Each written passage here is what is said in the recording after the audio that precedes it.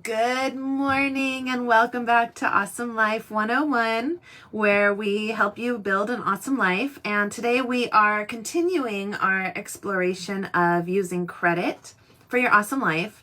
And as I was preparing for this, I wanted to take a moment, and for those of you who may be new to our channel, who may think that it's all about credit or it's all about money, and that couldn't be further from the truth. We at Awesome Life 101, Tovi and I did a lot of soul searching, a lot of exploration, and thought about what really makes an awesome life. And we put together these 3 pillars. If we only had 3 things to share with people about what makes an awesome life, what would they be? And so the first one, if we could just choose one, we would choose personal growth. We just really believe that a rolling stone gathers no moss, and a flowing stream doesn't get stagnant. And the best thing you can do is keep growing, keep learning, keep trying to better yourself through your whole life. And my biggest role model for this right now is my mom. She is in her 70s and every day is learning something new and has something new to tell me that she's learned about, or a new class that she's taking, and it's just really awesome. So personal growth. The second one is community. We believe that the people that you surround yourself with, the connections, the quality of those relationships is what makes life worth living. And then finally, number 3 is abundance. And this is abundance in all aspects of life, but having money certainly allows you to make choices about the quality of food that you're eating, the quality of water that you're drinking, the location that you get to live in, and etc. So we do believe that money's important to an awesome life, and we're going to talk a little bit more about how to use credit to raise your quality of life. But then next week we are going to be on to a different topic. So if you're tired of hearing about money, stick with me 30 more minutes, and then we'll see what we have in store for you next week. So where we left off talking about credit, we had talked about the importance of credit. If you haven't watched that video, you can go ahead and stick with me here, but then go back to media. If you're in the Facebook group, you want to go back to media and videos and find that credit part 1. Otherwise, you can find it on our YouTube channel in the next couple of days. So we talked about why credit is important and all the things that it can control in your life, all the impact it can have on your life. And then we talked about how to boost your mindset around credit and use affirmations like, I'm really good at managing my money, I'm great with credit cards, anything that you need to tell yourself. And it doesn't have to be true yet. It's true in the future. And so just start telling yourself now that it is true in the future. And then we talked about, let's see, let me go back real quick.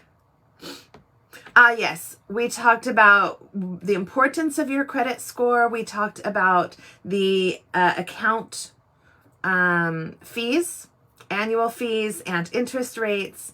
And so we just started talking about how to improve your credit score.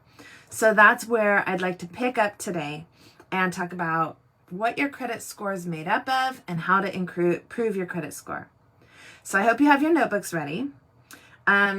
Let's start with the basics. Credit scores range from 300 to 850.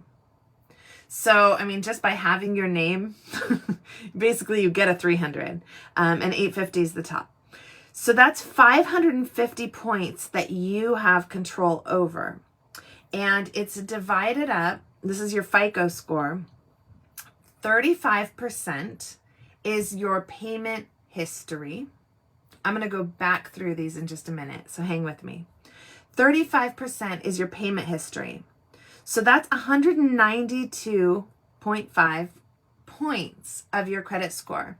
So if you just pay your payments on time, every month, you're going to get that 192.5 points. And the best way to ensure this is to make sure that all of your credit accounts are on an auto pay system. Your mortgage, your car payment, and all of your credit cards on an auto pay system. And just to start out with, you can put them all at the minimum payment. Every month, you know without a doubt, without any fear, that all your cards are going to get paid automatically, the minimum amount. You can always go back in and pay more each month for different accounts that you want. And I'm going to talk in a few moments about how to optimize your payments to make the most out of your money. But for now, just make sure everything's on auto pay. So that's your payment history. One late payment can stay on your credit report for 7 years. So that's the biggest one that you want to make sure that you're making your payments and you're not letting any single payment slip by unpaid. The next thing to know about your payment history is if you miss that payment by a day or two, go ahead and get it paid. The sooner the better. This is another one where paying attention, having things on auto pay, because if something's 30 days late, that's way better than having something be 60 days late or 90 days late or 180 days late. And it's another testimony to why checking your credit report is important. So Tovia and I have about 25 years of credit history. And in that time, we've only had one really serious issue trying to get our credit repaired. And I took care of it myself, but it was basically like a full-time job for several months, trying to call the credit card companies and get things fixed. What had happened was, I'm not sure who initially bought a magazine subscription. I actually think that somebody used our credit card without our knowledge after we'd moved. But anyway, a magazine subscription was ordered in our name and I wasn't paying attention. It was on a card that I didn't use. And that payment became 30 days, 60 days, 90 days late. And so then I had to call and try and get that removed from our credit report because it had not been ours. We had moved, we hadn't seen the statements, and etc. So it is worth doing the effort to get that payment history cleaned up. Now, as I said, that's the one time that we've ever had a serious situation. So we've never used a credit repair company. In general, I'm pretty suspicious of anybody who is offering to remove something from your credit that legitimately deserves to be there. I much rather see time pass and you fix your credit legitimately. I think integrity is extremely important. And so taking care of those things if they're legitimately on your credit report and they deserve to be there. However, sometimes things get onto your credit report, like in my situation, where I did not deserve to have that late payment on my credit report, so I took care of it. Things can get marked late even though you paid on time, and you can have proof through your through your checking account that you did actually pay it on time. I've heard a lot of stories of people's credit getting mixed with someone else of a similar name. So you want to make sure that nothing's on your credit report that's not in your name. Or information that's too old to apply and it just never gets removed. And so you need to call up and get those things removed as well. While I'm on the topic of credit repair companies, there's also a lot of companies out there who offer the following offer. You pay us a certain amount and we'll make sure that all your bills get paid. And that would make me extremely nervous. I encourage all of you to step up and take more control of your finances rather than handing more over to someone else to fix for you. And so I'm going to talk to you a little bit about how to set those payments up, and I'm happy to work with you. I have clients, group members, that we get onto a Zoom and we set things up so that you are in control of your finances. And I do that completely for free, by the way.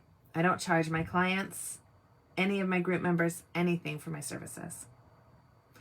So we're talking about 35% of your credit score is your payment history. The next 30% is your debt utilization. This is the percent of your credit that you're actually using. So let's just say you have a credit card and you have a $10,000 limit. So if you spend $10,000, you're using 100% of that credit limit. Let's say you go out and get another credit card. So now you have $20,000 limit, but you're only using the $10,000. So now you're using 50% of your available credit.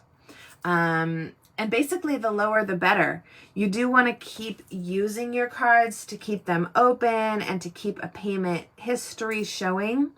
But you want to keep that utilization low. I mean, 10% would be ideal. And so that is 165 points. So if you could master those two things, paying your bills on time and keeping your debt utilization ratio low, that's a huge part of your credit score. And I did give that example where opening a new credit card can up your limits and then reduce your ratio. And so it's a matter of trusting yourself. Do you trust yourself to be able to do that? If you open a new credit card, another $10,000 limit, and then you go spend that $10,000, you still have 100% utilization, $20,000 in debt. Are you going to be able to keep up with the payments on that? I don't know. That's up to you. But you want to keep the utilization low compared to your limits. And that'll be about paying those down, paying them off so that you have a good ratio. The next 15% of your credit score is the age of your credit file. The average age of all your accounts. And this is why it's not encouraged to go out and just keep adding credit accounts to your file. Because if we have one credit card that's been open for 25 years, and then we just add a brand new one today, that averages out to our average age of our account is 12.5 years, right? And if you just add another one, right, it's going to average out even more. So you want to start young, building your credit, start now, building your credit, and then not keep adding accounts. One thing you can do to reconcile this age of a file, this age of accounts versus debt utilization issue is to call your credit card companies and ask for a higher credit limit. Because that way, if you had that $10,000, you ask for a $10,000 credit line increase, or you ask for an increase and you get 10,000, that will fix your debt utilization without adding a new account to your age of your accounts, your average age of your accounts. Does that make sense? I hope so. The next 10% is called mix of credit. And basically, if you have a credit card, that's 33% of that. If you have an auto loan, that's 33%. And if you have a mortgage, that's 33%. So altogether, this is 55 points of your credit score. And so you want to be working towards having that mix of an auto loan, a credit card, and a mortgage. And I'm going to talk a little bit more in a little bit about the value of a mortgage overall. So stay tuned for that if that's something you don't have yet. And then finally, the last 10%, the last 55 points is credit inquiries. Recently, there's been a distinction made between hard inquiries and soft inquiries. So you can check your own credit. There's a lot of ways that people can look into your credit where it's not a hard inquiry. However, when you apply for credit, that is an inquiry and it will stay on your account for 2 years. And there's really nothing you can do about it if you legitimately applied for that. The biggest place where I would really watch out for this is when you are at a store and they say, like, if you sign up for our credit card, you're going to get a 20% discount today. Would you like that 20% discount? Well, you know me, I always like a discount, right? But you have to do a little mental math and think about, what is the annual fee they're offering you? What is the interest rate they're offering you? And can I afford to have an inquiry right now on my credit report? It's usually not worth the 20% that they're offering you at the store you're at. So you want to be real careful about that. Let's see, anything else?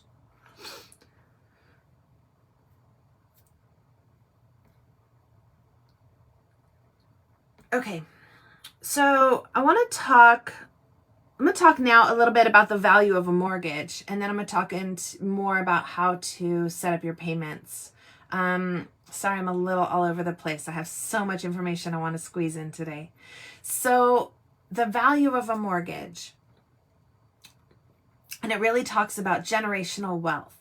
If you are paying rent every month, you are building generational wealth for another family rather than your own family. So you want to do everything you can to get yourself into a mortgage that you can afford legitimately.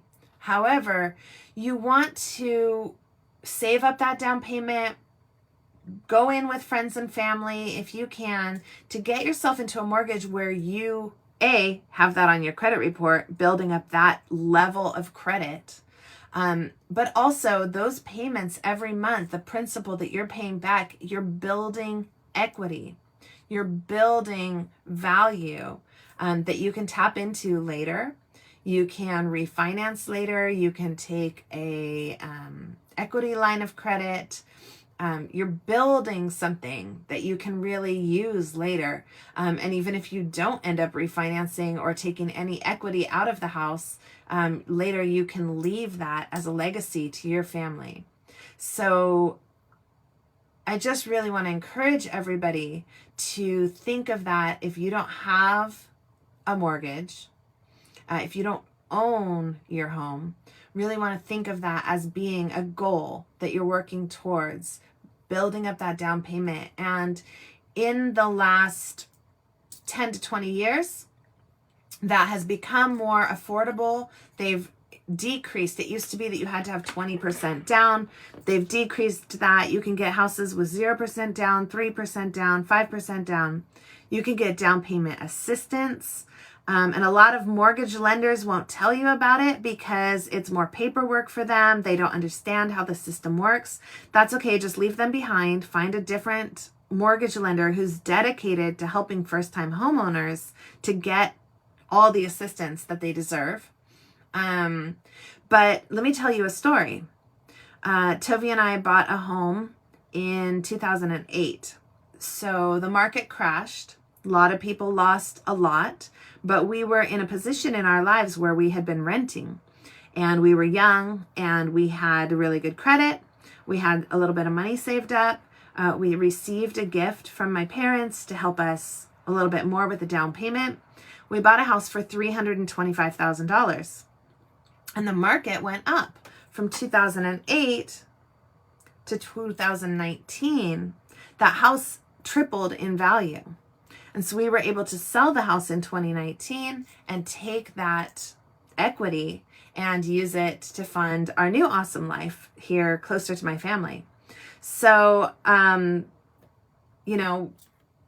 talk to people in your market, time things correctly, be wise about it. Let me know if you'd like any more personal recommendations on that. But mortgage loan, auto loan, credit card loan, all valuable, but the mortgage out of everything is how you're going to build some generational wealth. So let's talk a little bit about repayment.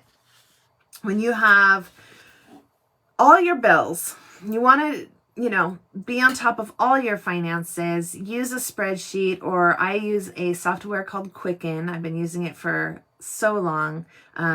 It's hard to set up at first. It's a little tricky, but once you get in the habit of using something and tracking and knowing that you're on top of stuff, it just really reduces the stress.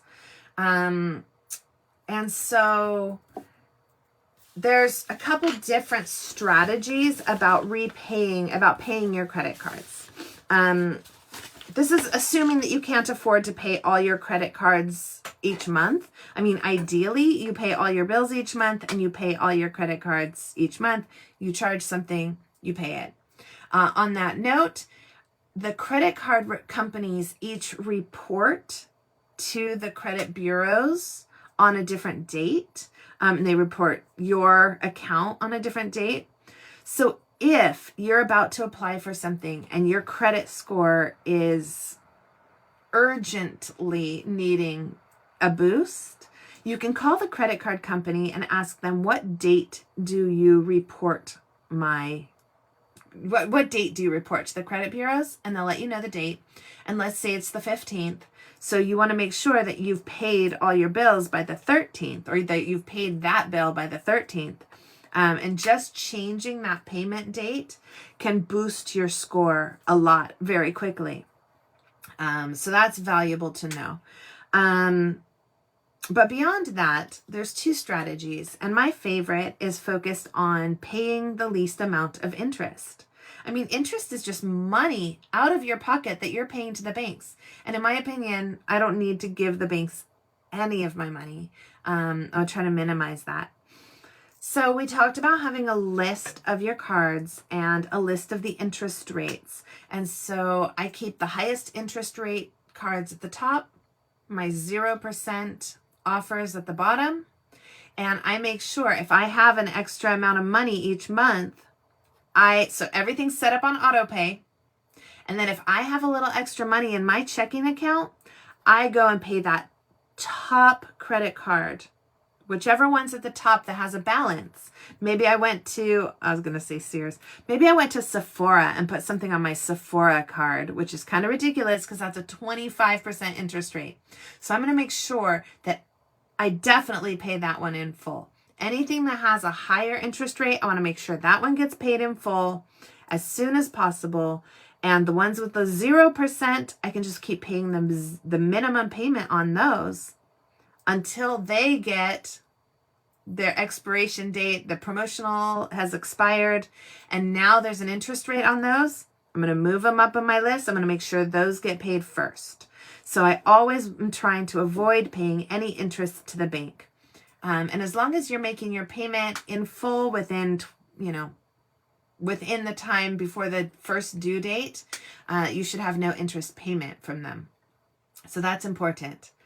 And then another strategy that, people who are working, their credit score is the most important thing versus saving money, is trying to equalize that utilization across their different accounts so that if someone's taking an in-depth look at their credit history or their credit report, there's kind of uniform low utilization across all the cards. So they'll look at that percent of utilization on different cards and try to, equalize that out. I'm not going to waste a lot of time talking about it because I never use that. I'm playing the long game. I'm not really ever trying to improve my credit score within 30 days or 60 days. I'm trying to improve my credit score over time and to boost the amount of credit available to us. One more thing I want to mention, I kind of alluded to it earlier, but you want to make sure that there may be some credit cards you have locked away in a file cabinet. I have that locked away. I'm not using them because I don't want to confuse myself. Pretty much use one card at a time. However, if I haven't used that card for a long time, pull it out, go spend something on it, go buy groceries on it or whatever, just to keep it active. and then make sure that I go ahead and schedule a payment for that card. And most of them are already set up that if I spend anything, that minimum is going to get paid with auto pay. But like I've mentioned before, I spend a good 2 hours a week staying on top of my finances, making sure all my bills are set up the way I want them to. I think it's a great investment of my time, and I encourage it to everybody to schedule time into your week to stay on top and optimize your payments. Let's see what else.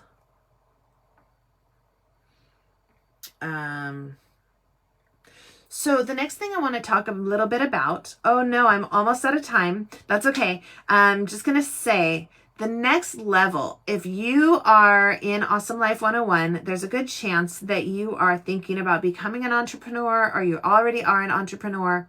Having your own business is a great way to make more money and save more money.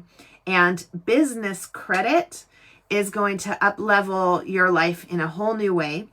So once you have your personal credit under control, it doesn't have to be excellent, but once you have it under control and things are moving in the right direction up in your credit score and your personal credit history, then you might want to start taking a look at building your business credit. Even if you may be a few years away from quitting your day job and being a full-time entrepreneur, you don't want to wait until that day before you start building your business credit. It just takes another 30 minutes a week, another hour a week that you devote to learning about and building your business credit, so that when you are ready to leave that 9 to 5 and do your business full time, you have the money that it takes to buy the equipment you need, even take a loan to pay the employees that you need. A lot of people just like trying to buy a house cash, trying to save up $500,000 cash. That's crazy. When you could just be saving up 5% of that and then getting a mortgage. Similar with a business. And people didn't tell me this. I didn't ask the right people before we started businesses. And so we financed it with our own personal credit, with our own personal money. But if you see the long game, which is what I'm trying to help you do here, and you think, I know one day I want to be an entrepreneur.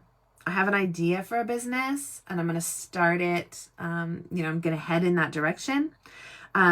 First thing you need to do is set up the business.